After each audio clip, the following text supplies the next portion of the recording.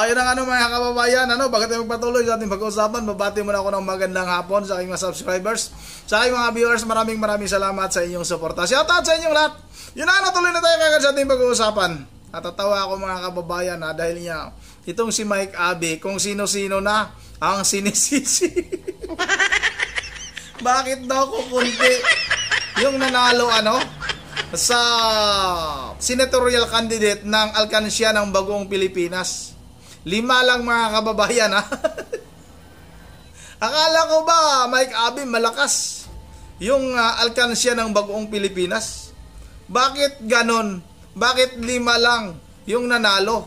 So bagay nanalo din naman yung ini-endorso mo. Kasi nga ikaw ay isa kang balimbing. O nanalo tuloy yung ini-endorso mo, di ba? Si Bam Aquino at itong si Pangilinan. Pwede endorso mo yan. Dapat matuwa ka. Pero bakit parang malungkot ka? Dahil ba malabo nang mangyari yung kagustuhan mo na ma-impeach itong si Vice President Sara Duterte? Natatawa ako sa mukha ni Mike Abe mga kababayan. Problemado. Namang problema ito kung paano mapatalsik itong si Vice President Sara Duterte. Samantala, may video tayo mamaya mga kababayan na itong si Vice President Sara Duterte ay para namang walang impeachment na kakaharapin mga kababayan. Simpleng-simple lang. Para bang parang normal lang yung ginagawa ni Vice President Sara Duterte sa ngayon mga kababayan Pero yung problemado si Mike Abe. Kaya natatawa ako kay Mike Abe. Tapos ngayon, kung sino-sino pa yung kanya mga sinisisi. Bakit daw ganun lang yung pumasok? Bakit 5 lang daw? Kasalanan daw ng mga manager. Wala naman daw kasalanan itong si Pangulong Bongbong Marcos Bangag Jr. mga kababayan. May kasalanan si Marcos dahil siyang nakatatak sa ating mga kababayan na itong si Pangulong Marcos Jr. ay hindi marunong magsalita. Katulad na lang sinabi niya mga kababayan, na sa Makati may libreng kick ka pag umabot ka na ng senior citizen. Libreng kick? Libreng kick lang ba sa senior citizen? Sa Makati lang ba nangyayari yan? Kahit dito sa probinsya namin mga kababayan talagang ginagawa ng mga mayor yan dito. Kaya yung ating mga kababayan, pag napanood yung mga ganong pananalita, ay isipin ng ating mga kababayan, itong ating Pangulo ay nakakahiya. Pati pagsalita ay hindi alam. Hindi niya alam kung ano yung mga sinasabi niya. Dahil nga sa lagi siyang umunguya mga kababayan. At yan yung amo nitong si Mike Abe. At problemado ito ngayon dahil nga 5 lang ang pumasok mga kababayan. O ito, wag na nating patagalin.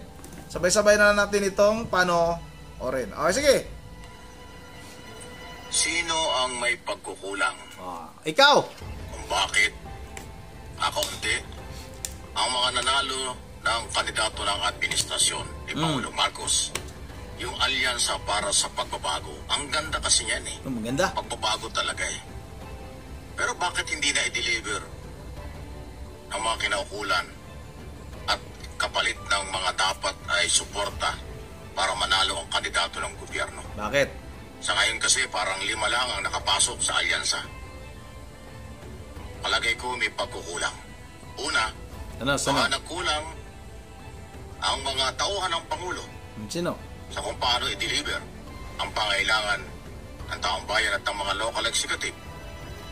Pangalawa, nagkulang din ba ng strategy o pamamaraan ng kampanya ang handler or yung naghahawak, campaign manager? Kasi isa ko sa napansin ko, kulang na kulang ang publicity, interview, paglalatag ng mga plataforma ng kandidato ng administrasyon.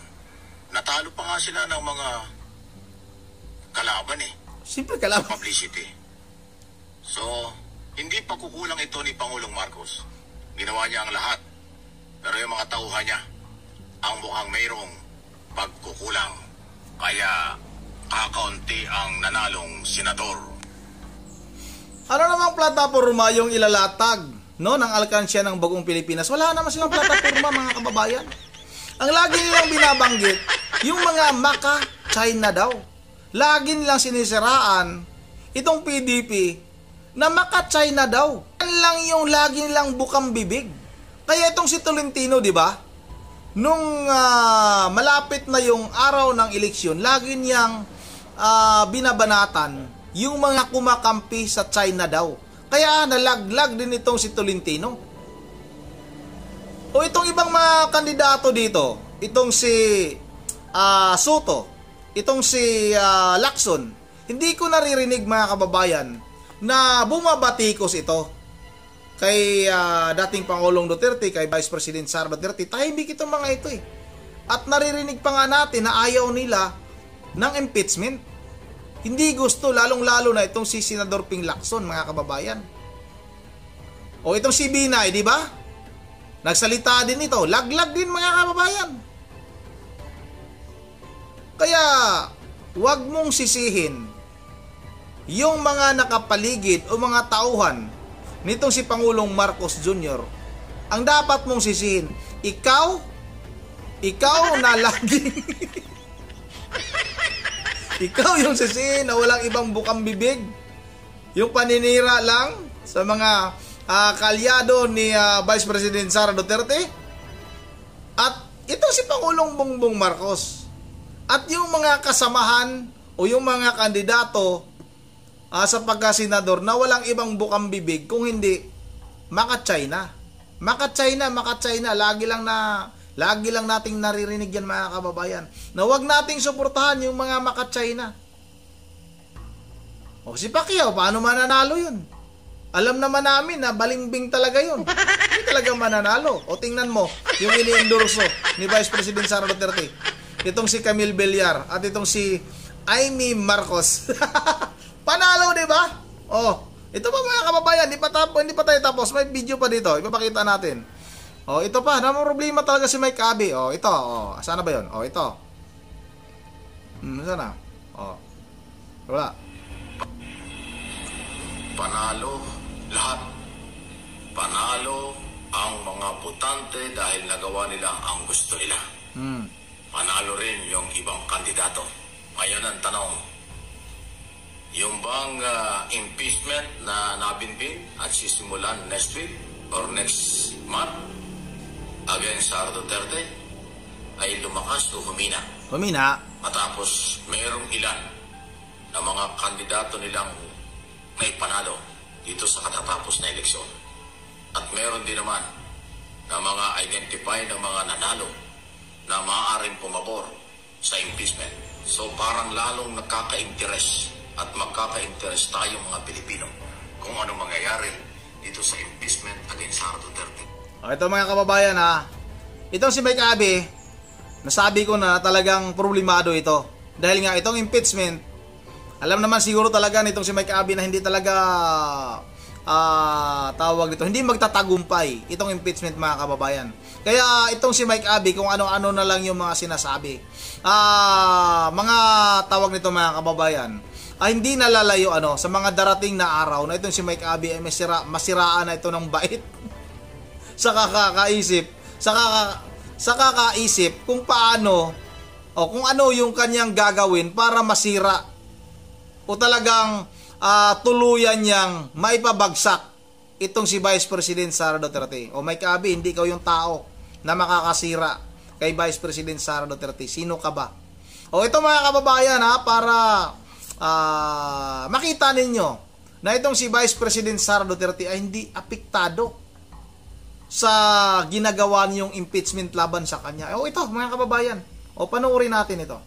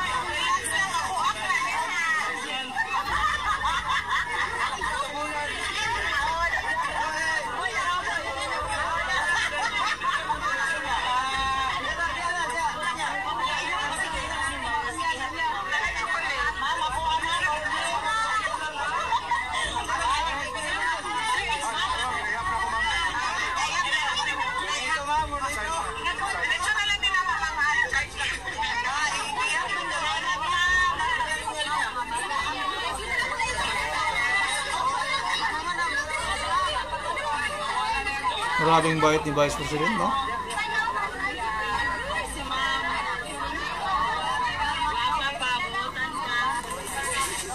Oh. Pendo. Ayun ang ano mga kababayan, ano? Ayun ang ano mga kababayan, yan yung katangian ni Vice President Sara Duterte kung bakit minahal siya ng ating mga kababayan. Napakasimple. Akala mo'y nakipag-usap lang mga kababayan sa kanyang kapitbahay. Tuwang-tuwa, no? Yung mga kabataan, yung mga matatanda, pag nakaharap nila itong si Vice President Sara Duterte. Dahil napakasimple mga kababayan, walang arte. Walang arte sa katawan. O, ayun nga sa nagsalita doon na napakaganda daw ni Vice President Sara Duterte, napakabait pa. Kaya Mike Abby, wala kayong ganyan. Wala kayong ganyan na tao na sinusuportahan. Hindi magagawa ng mga Marcos yan. Malabong magawa yan ng mga tao na sinusuportahan mo. Dahil kakaiba itong mga Duterte. Talagang may mga puso ito, mga Duterte na ito.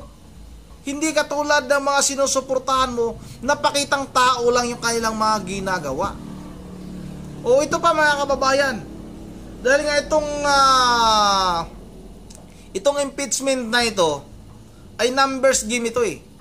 Kung sino yung mas maraming kakampi, ay siya yung mananaig. O para malaman natin kung talaga bang, o paano ba, kung ano bang mangyari sa impeachment, no? Laban kay Vice President Sara Duterte, talagang ang sa tingin natin ito mga kababayan ay mababasura talaga ito. Mababasura talaga ito. Panoorin natin ito. Medyo lumilinaw na kung sino-sino mga posibleng maging bagong senador. Medyo lumilinaw na kung sino-sino mga posibleng maging bagong senador o yung nagbabalik na senador. Kabilang dyan ang dagdag na Tulfo, dagdag na Cayetano at posibleng dagdag na Villar o kapalit lang nung palabas na Villar. Himayin natin ang mga posibleng dynamic ng susunod na Senado bukod kay Ms. Malu Tequia. Kasama pa rin natin si Ma'am Malu. Makakasama rin natin ngayon ang Director ng Center for Local and Regional Governance at Assistant Professor ng University of the Philippines National College of Public Administration and Governance, NCPAG, Dr. Reginald Ugadan. Good morning, sir. Good morning, and thank you for staying with us. Go ahead, Ito sir. po ang ating matrix. Ang tanong kasi kung sino ang pupunta saan. Again, we're talking about possibilities. In politics, nothing is ever set in stone. So, these are possibilities given maybe their political history, their past alliances, their present alliances, and their potentially future alliances. Ito po yung ating tropa ng mga holdover senators. Ito yung mga mukhang pasok so far with what? 70+% relative to vote in.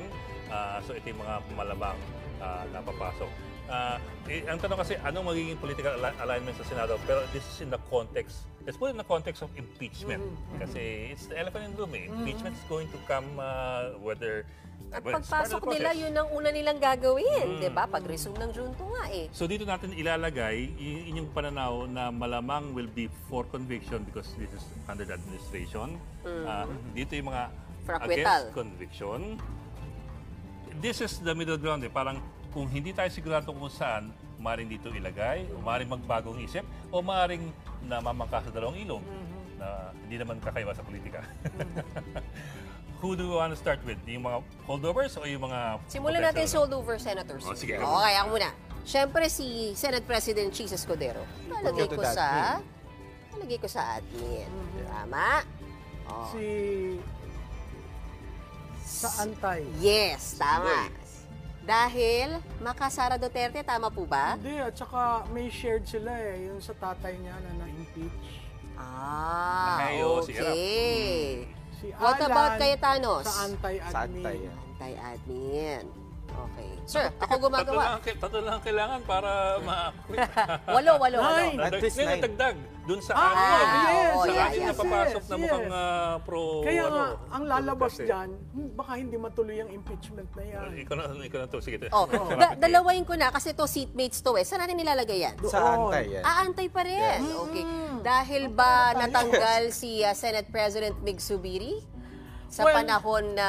Katropa ni Migs ang Yes, tama.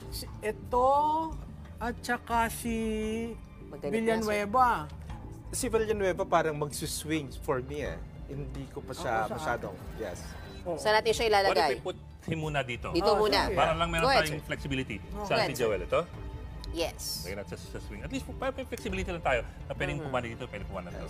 Ito, Controversy dito. Dito clear. yan. Yes, Kasi clear may yan. sagutan tong dalawang tong diba? VP Sara at Senator Si Lisa. Loren swing. Traditionally, always in the swing. Meaning, ano ibig mo sabihin dyan, Ma'am Malu? Ay, bahala na kayong mag... Oh, ito yeah, malinaw ito, to. talaga doon. Malinaw ang Senator Robin Padilla na makasara. Tama ba? Yes. Ito, Oh, paano yan? dito. Clear. Sa admin. Oo. Sa admin. Bakit?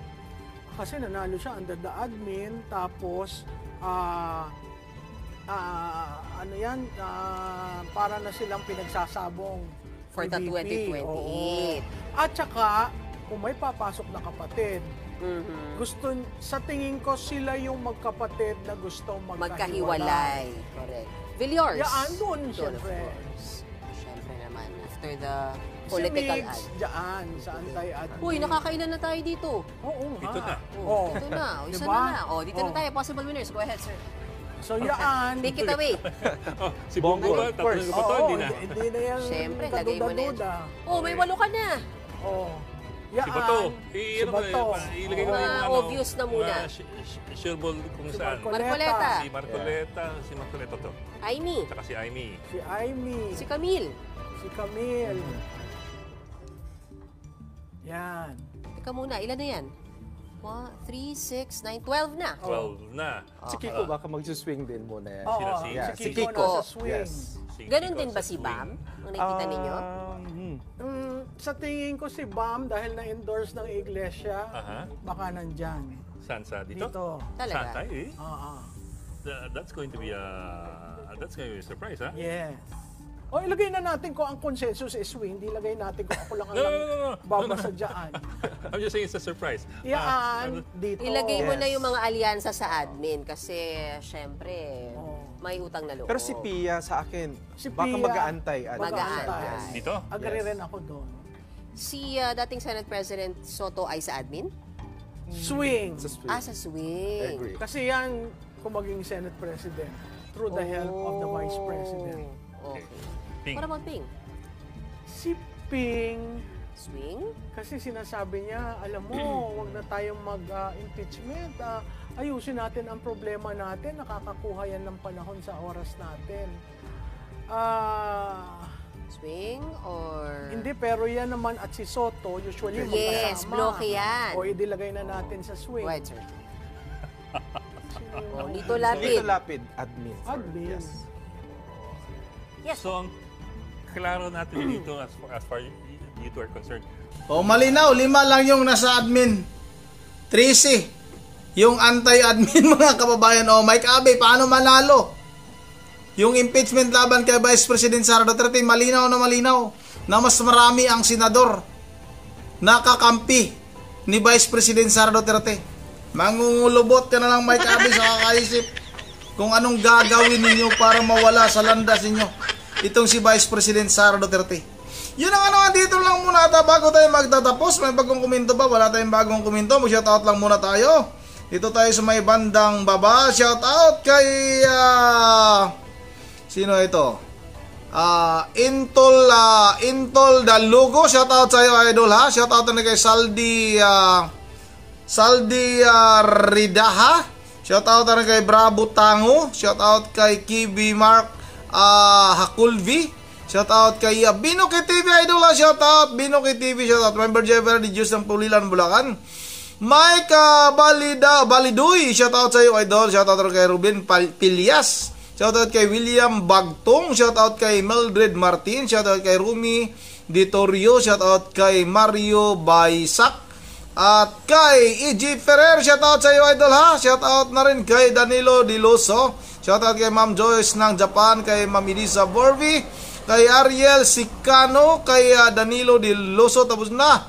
Kudomski Marikit Junior. Domski Marikit Junior. Shoutout Rodante Ocampo. Akala ko Rodante Marcolita.